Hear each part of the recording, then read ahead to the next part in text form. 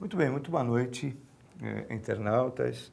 Nós estamos aqui para comentar a prova de Artes Visuais e Literatura da GV Direito.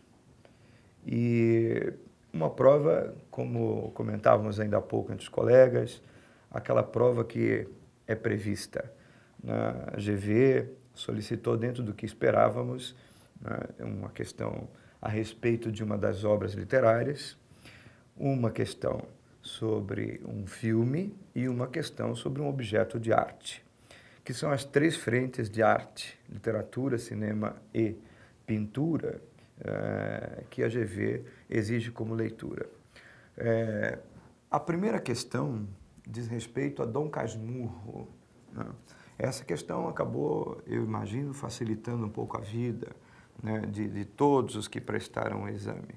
Dom Casmurro é uma obra bastante comum nas discussões do ensino médio. Nesse sentido, me parece, além do que uma discussão proposta pela prova, uma discussão típica.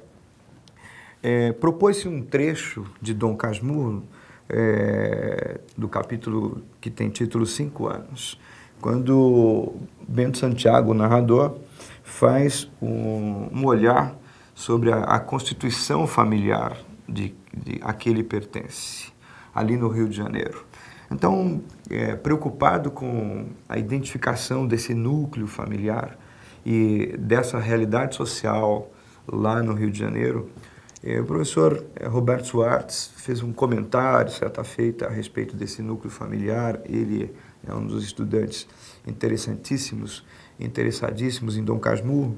Então, baseado nos comentários do professor Schwartz, é que se propôs aqui duas questões para Dom Casmurro. A primeira delas, tendo em vista o conjunto da obra Dom Casmurro, de que o narrador Bento Santiago está aqui presente, essa formação e prática aparecem em seu modo de narrar, ou seja, ele tem uma formação discursiva, que é a formação de advogado, né? O Bento estudou Direito e queria-se saber aqui na questão se essa formação, essa prática e essa formação discursiva do Bento tem interferência no seu discurso.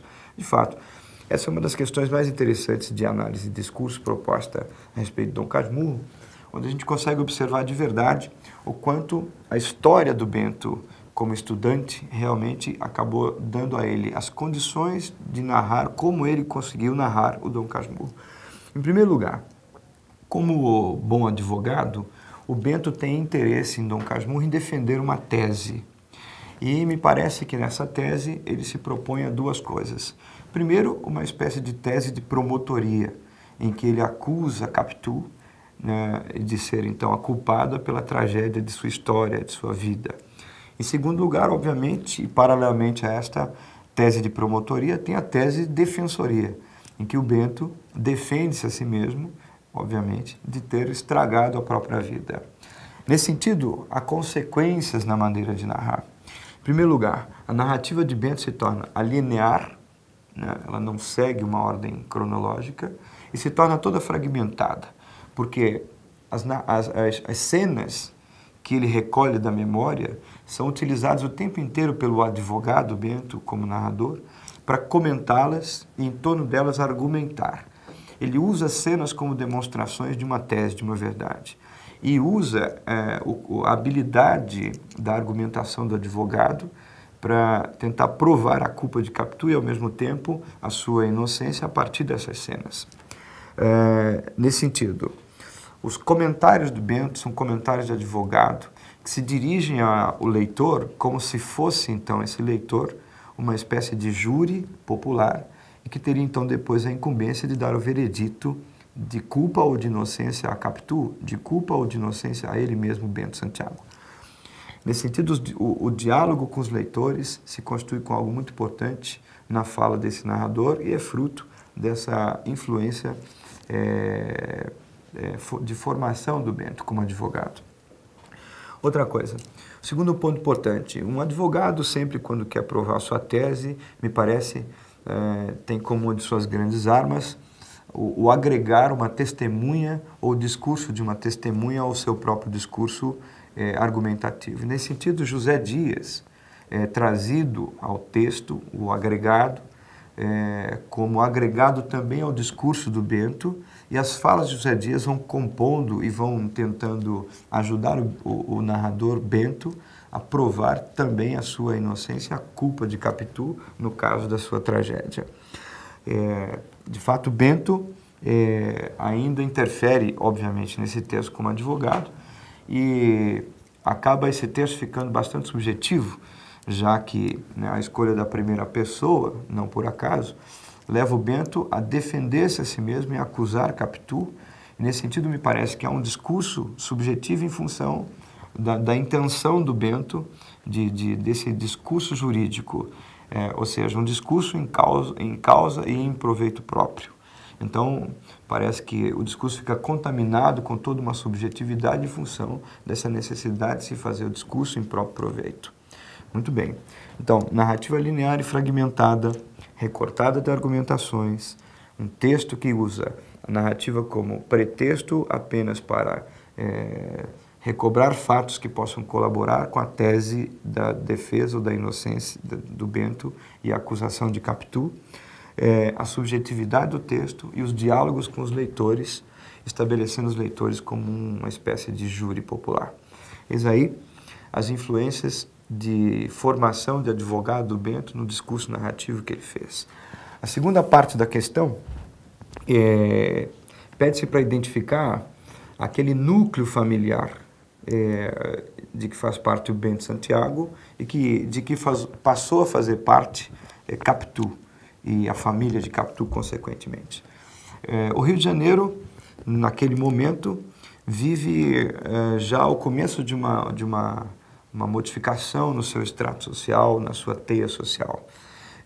Ainda estava no cume da sociedade, na elite carioca, aquela sociedade herdeira de fazendas, herdeira de negócios urbanos, algumas vezes já, herdeira de escravos, sociedade que vivia em sobrados e que casava-se por interesse, por dotes, por heranças. E, neste caso, a representação familiar do Bento, né, leva-nos a pensar naquilo que havia no Rio de Janeiro, então, de elite e, por outro lado, de mais conservador, de conveniente em termos de costumes, de religião e em termos de política. Economicamente falando, era a classe que dominava, então, o Brasil já desde a época colonial, com os latifúndios e com a economia escravista. Muito bem. Bento pertence a uma família que já tem alguns negócios urbanos, como os aluguéis também. Mas é desse núcleo que se quer uma imagem, sobretudo no trecho dado. Aparecem algumas figuras, como, por exemplo, nesse trecho, Dona Glória e Tio Cosme. Estes dois são os ricos do sobrado e herdeiros. E são representantes, então, como matriarca e patriarca de uma família quatrocentona, tradicional, ali do Rio de Janeiro. Vivem no sobrado. Agregados a eles, na mesma casa, casa dos 3 viúvos, como dizia-se no texto, vive Prima Justina. Prima Justina, a prima pobre, que, entretanto, vive sob as proteções e a benesse da ala rica da família, representada por Tio Cosme e por Dona Glória, mãe do Bento. O Bento é o herdeiro, que vai viver, então, de toda essa riqueza deixada já pelo pai e agora administrada por um empregado deles, chamado José Dias, o que vive agregado e tem um papel muito importante na casa. Ele é o administrador dos negócios da família Santiago, família de Bento. Ele também tem um papel importante interferindo até na intimidade e no percurso da vida íntima dos personagens da casa, do sobrado, em que vive o Bento, mas sabe o seu limite como empregado. Vive também agora em torno da casa, né, a família de Capitu, pobres, funcionários públicos, e que vive, então, da benevolência dessa família rica que mora em frente, e Capitu, moça dessa família pobre, acaba usando, conscientemente ou não, né, o casamento como um mecanismo de ascensão social. Quer dizer, assiste-se àquela gente pobre passando-se ao sobrado e vivendo agora das proteções, das heranças dos sobrados, por conta do casamento entre Bento e Capitu, que presume-se, a princípio, por amor, mas, obviamente, pode-se imaginar, e José Dias, quando cita que Capitu tinha olhos de cigana oblíqua e dissimulada, e filha de um funcionário substituto, parecia já sugerir um jogo de interesses nesse casamento, ao menos por parte de Capitu. Muito bem. Identificadas, então, essas pessoas no núcleo familiar, identificou-se aquilo que havia de tradição no Rio de Janeiro, de um lado, a tradição dos sobrados, e a tradição dos herdeiros do sobrado, e, por outro lado, aqueles que, em torno desse sobrado, procuravam fazer parte dele, mesmo que fosse por uso do mecanismo do casamento como uma forma de ascensão. Muito bem. Nesse sentido, identifica-se um pouco da calateia social carioca.